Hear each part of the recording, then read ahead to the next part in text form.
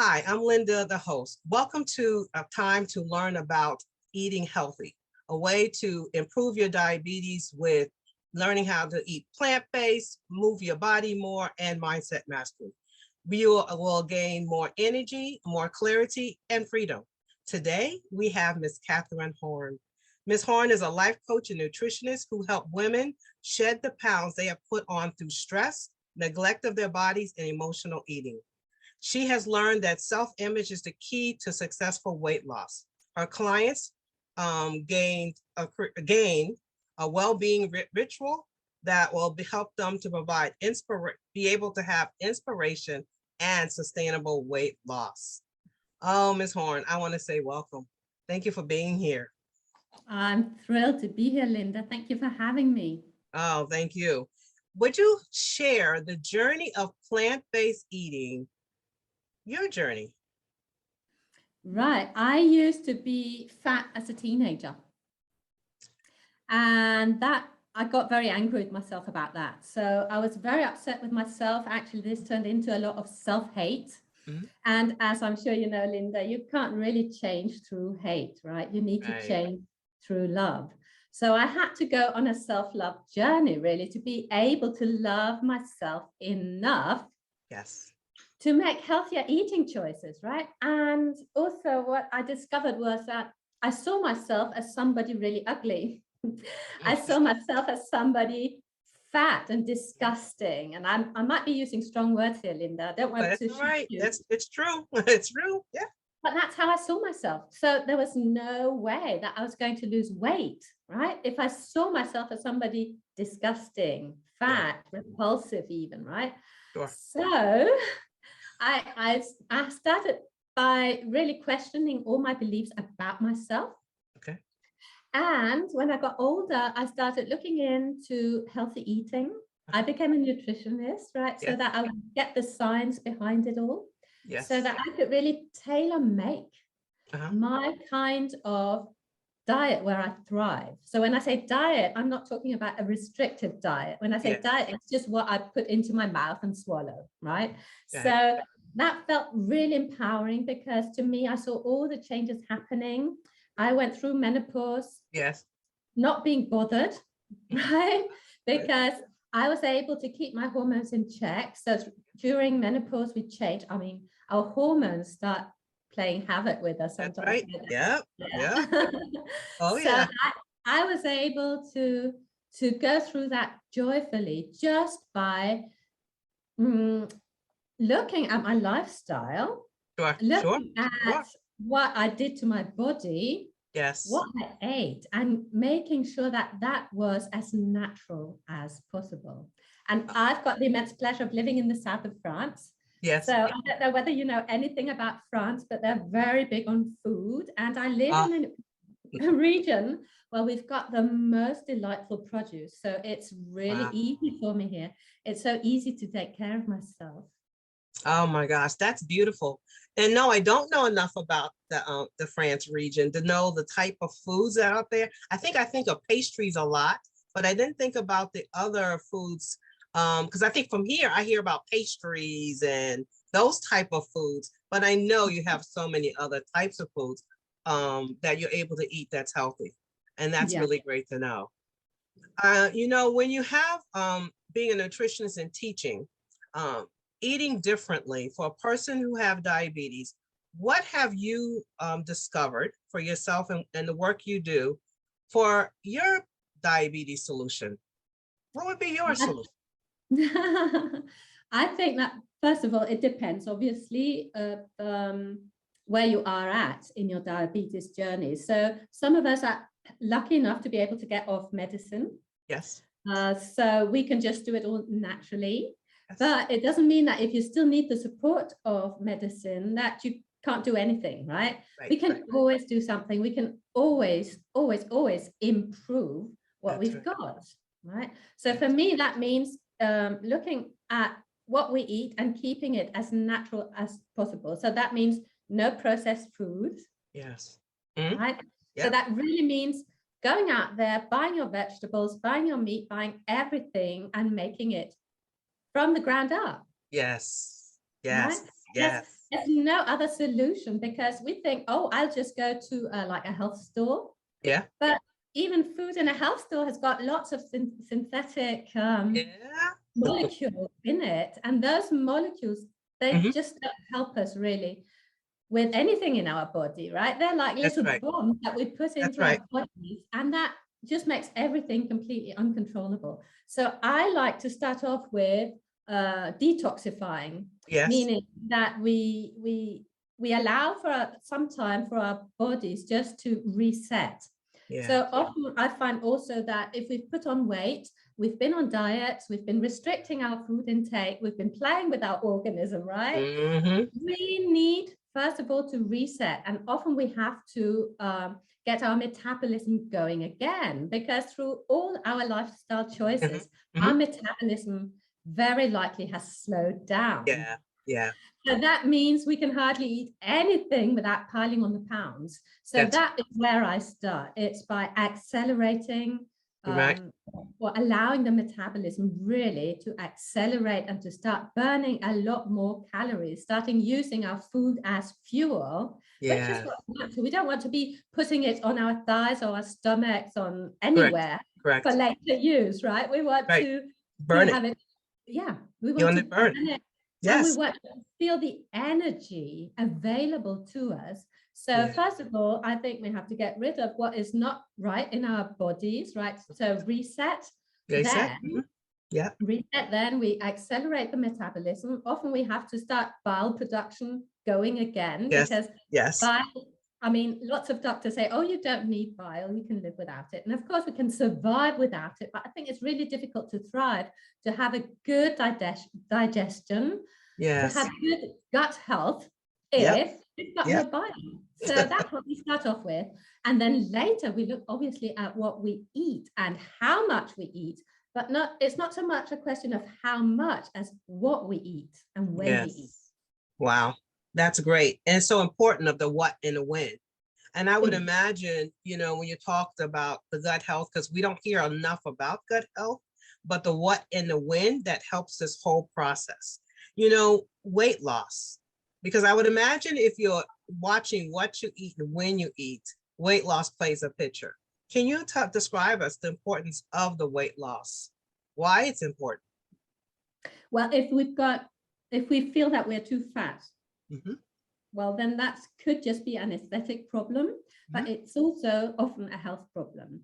And for me, the biggest problem is that I find it really difficult to feel good about myself if I don't like myself, how I look, right?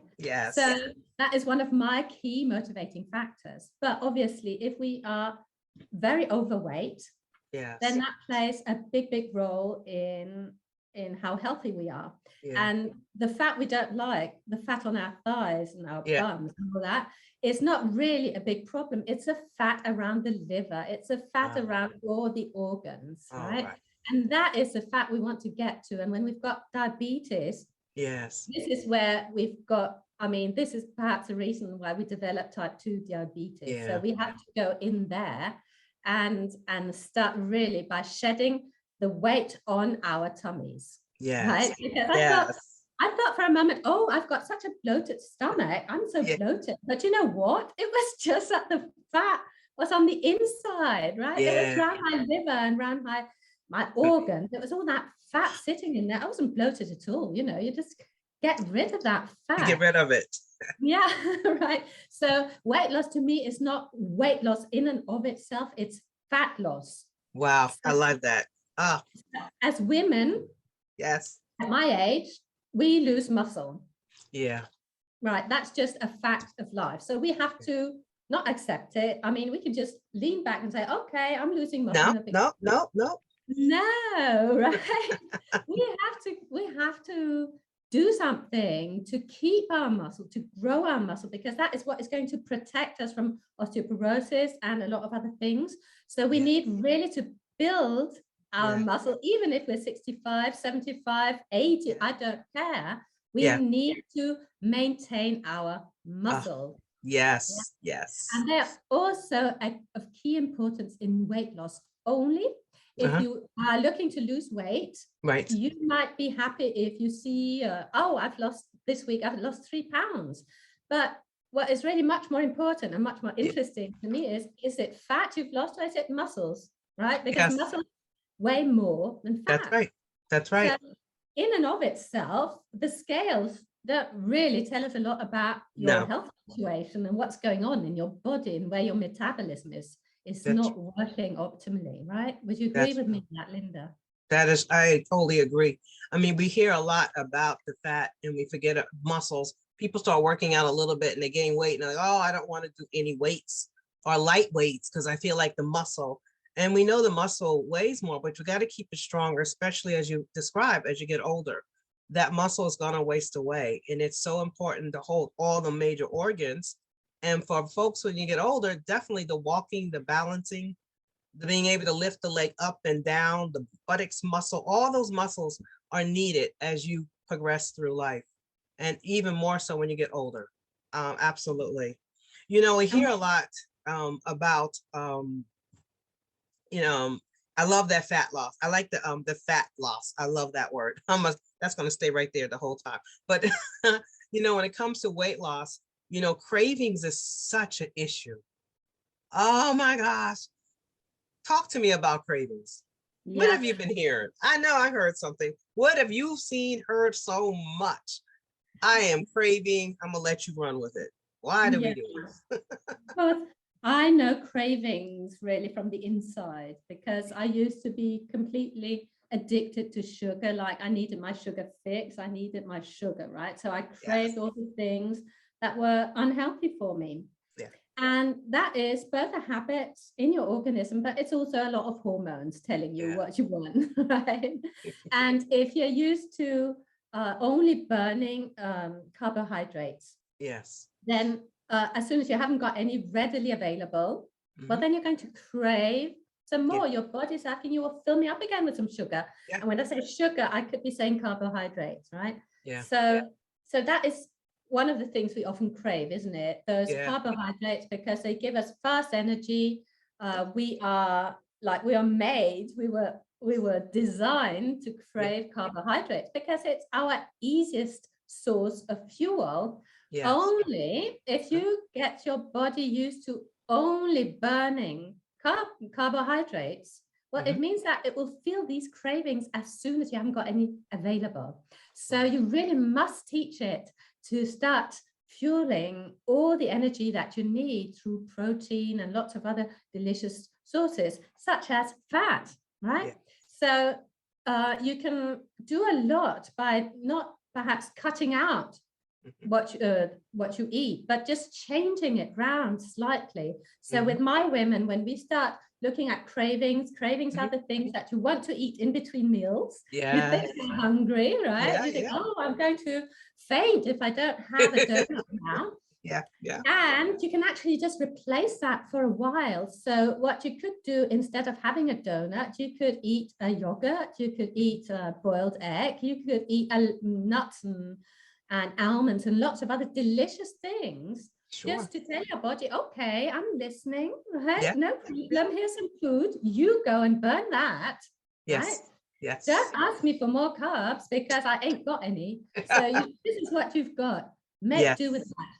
So this feels hugely uncomfortable in the beginning, both for your physiology, but also really for your mind. Because you think, oh, I haven't got my donut. Oh, how can I feel good without my donut in the afternoon? But you can actually learn to feel extremely well without your donut in the afternoon. Right? I think what you're saying, which is really good, instead of the vending machines, the donuts, because we're conditioned, you know, break time, donut time, right? Or break time, cookie time. But by having some nuts or something else, your brain will get used to knowing that I'm able to take care of what I'm hearing. I want something and it's still healthy and I can burn it up. It may feel uncomfortable in the beginning, but your body will get used to what you're putting in it versus everything else you see around. Exactly. That is so important. And this might not happen immediately. So we need to be a little bit patient with ourselves and with our bodies, with our hormones, right? We want instant change like that. But think about it, if you've been eating unhealthily for 20, 30, 40, whatever years, Yes. You want to change everything round in an afternoon. That's just not possible. Right? No, it's You've not. got to give yourself some time. And I think that that's one of the things that, time is what we tend to think we don't have. We think it has to be instamatic. And so when I say that, that means in order for me to lose weight, because it has to be quick, it has to be instamatic, I need to starve myself for it to happen. I need to get into that gym, exercise. I've had people tell me, I'm going to walk and exercise an hour and a half after breakfast, lunch, and dinner. I got to work it. Why is that not working? Because that's what people are heard. That's what they're saying. I need to be in the gym more. I need to eat less, and it's magically everything's going to fall off. Yeah, well, you probably bring yourself to burnout or depression, or both possibly, because if you introduce massive changes very rapidly, you're going to rebel. Your body is going to rebel. Your mind is going to rebel, and it's actually going to set you back. So every time you think, I just need to eat less, you're wrong. You don't just need to eat less. If it was just a question of eating less, there would be no fat people on the planet. Sure, no. Yeah. It's not a question of just eating less. It's about having a strategy behind it. What is your strategy, right? And you need some time to get that strategy going. And whatever you decide on, it has to be permanent. Yes. Oh my God. The word permanent is so important. If you decide on starving yourself to weight loss, well, you have to starve yourself for the rest of your life, because as you are starving yourself, your metabolism is slowing down. So it will be requiring less and less energy. Yes. So, I mean, at one point, well, you will hardly need any calories at all. And all the or the extra calories that you swallow, well, they'll get stored on your body. So that it's really not at all the way. You need a strategy of what you eat, how you feel, how you exercise, right? So we can work on all those areas. And the more we have them work together, the greater your chance of weight loss. Because if you think, okay, I'll just eat a little bit less, I'll exercise a little bit more, and that will do it, you're leaving out the mindset. Yes. So as soon as there'll be a change, like anything happens in your life, you'll default right back to how you were before. So you really need to work on your self-image at the same time, so that your self-image will move along with you as you start losing weight. That is so important. That self-image. You talked about that a little bit in the beginning, that self-love. It has to first go right back to the beginning that you talked about. When you look in the mirror, is that person that you got to love that person. And it's not, like you said, just the fat you see on the outside. It's what's happening with the fat that's on the inside of the body. And so it is so, I think about a thread that just travels through everything. There's a thread that's there. And that if it's just eat less and exercise more, and that's it to the knot, and it's not. And it's not working. It's not. Think about this, Linda, and whoever's listening. Think about the best feature you think you've got. Maybe you think it's your eyes. Maybe you think it's your shoulders, your whatever. Think about what you like the most about yourself and focus on that, right?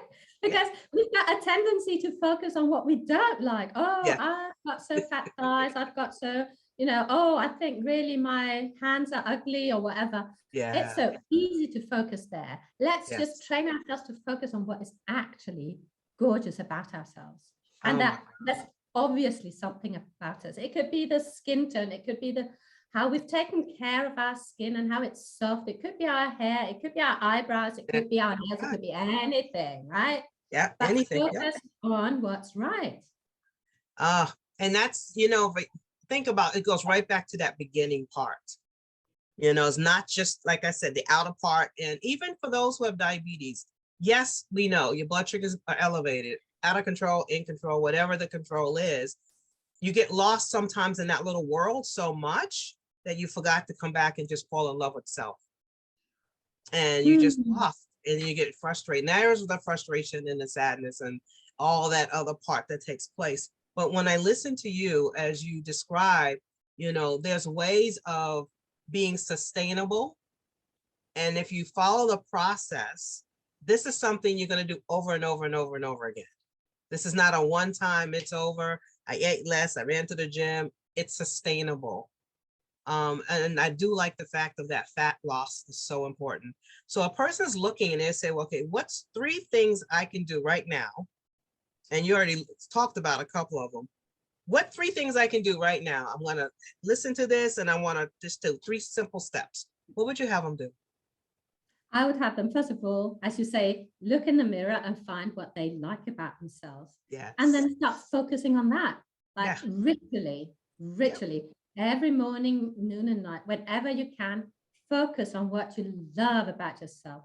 And if you think, oh, I've got quite nice hands, why don't you go and get a manicure? Yeah, I love it. I love it. Yes. Something really gorgeous for yourself, right? So that you feel good about yourself. Yes. Then I would have a look at whether I ate enough at meal times. So in Europe, we tend to have meals like 3 times a day. So I know that sometimes in the States, you have several meals along all through the day. Now, that might be very good from a nutritional point of view, but if you want to look at weight loss, you really want to organize what you eat into a few times a day so that you don't start thinking, oh, I could just have a snack now, right? No.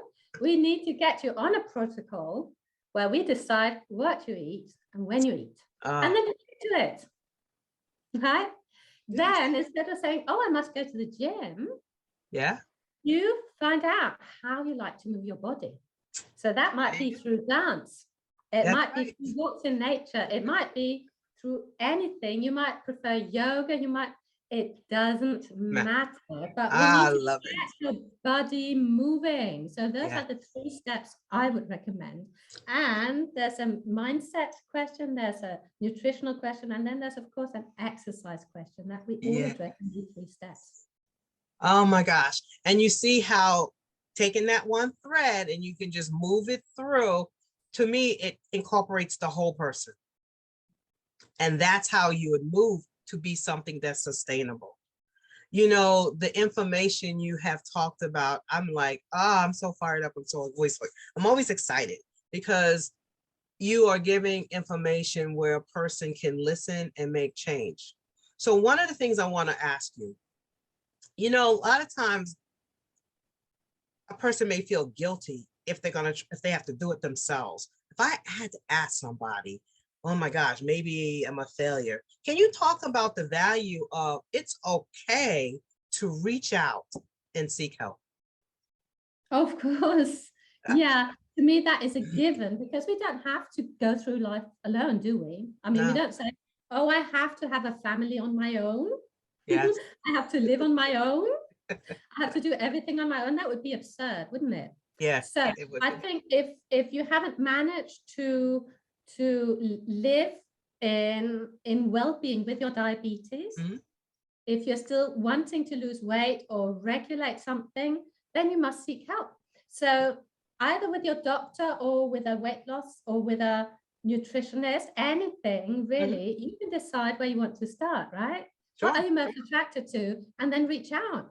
So I would advise for you to choose really what's most fun to you.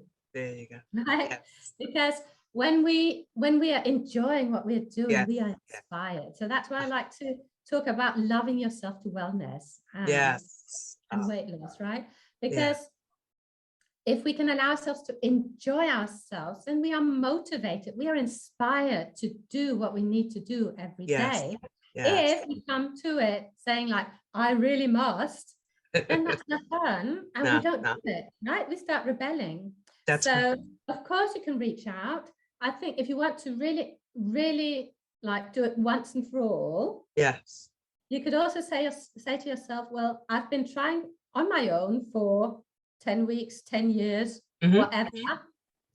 So far, I haven't managed. Maybe now is the time when the one thing actually get me the result I crave, right? So stop putting Band-Aids on everywhere and just choose One thing. And you can choose just by listening to yourself, right? You don't need anybody to tell you. You are allowed to decide on your own. Yes. Oh my God, beautiful. Beautiful. I wanted to always bring that forward because sometimes people are ashamed to say, I need help. They felt that they should have, I'm here to save the day. They've been mothers. They've been taking care of their families, their children, their job. And now it's time for them to take care of themselves. And it's okay to reach out, just like they were there to help somebody else. Wow, that was so great. So I know you have a gift that for the audience. I would love you to share and talk about the gift that you have for a person. What's your gift? I'd love to invite everybody who wants to come along to a live class, a workshop, where we look at weight loss differently. Right? So it's not about eating less and exercising more. It's so much more. So my idea with this workshop is that you will get inspired to take some action steps. And maybe even you will start to see your weight loss journey completely differently. Because my idea is that you can actually love yourself to wellness and weight loss, right? Wow. It doesn't need to be difficult. So I'm going to share some of my favorite methods for weight loss during this workshop. And of course, you're free to take what you feel is good for you, and you can leave what you don't like. It's a 1-hour workshop. It's live. So if you stay till the end, you get to ask me all the questions you want to. The workshop is on the 1st of September, so I'd love to have you join me. Oh my God, that's beautiful. I'm going to put myself to join you. That is exciting. That is very exciting. To realize there's something that they can be a part of for a time and then see how it feels. Oh, this is great. Oh my God, this has been awesome. The weight loss journey, you shared so much. I love the 3 points. I want folks to go back and listen to it again. I want you to listen to it because she explained it the best on how to have 3 different nuggets that you can walk away and make a change. I really want to thank you for this interview. Is there any last word you'd like to say? Beside me, I'm going to say thank you. You've been great. I love it. I'm going to go back and hear this over and over again. But Ms. Horn, any last nugget or moment or word would you like to share? Well, I think that we need to believe in possibility. Yeah. Right. So we really need to gift ourselves the opportunity to believe that it's possible to feel good. It's possible to be healthy, and it's possible to lose weight. I really feel that we can allow ourselves to believe in it, right? It's okay to doubt sometimes, but it's also very good to allow ourselves to believe. And if we believe enough, it will actually happen, right, Linda? Yes, it will. That belief part is so important. I love it. You've been great. I thank you. Thank you, Linda. Thank you for everything you're doing. Thank you. You're welcome.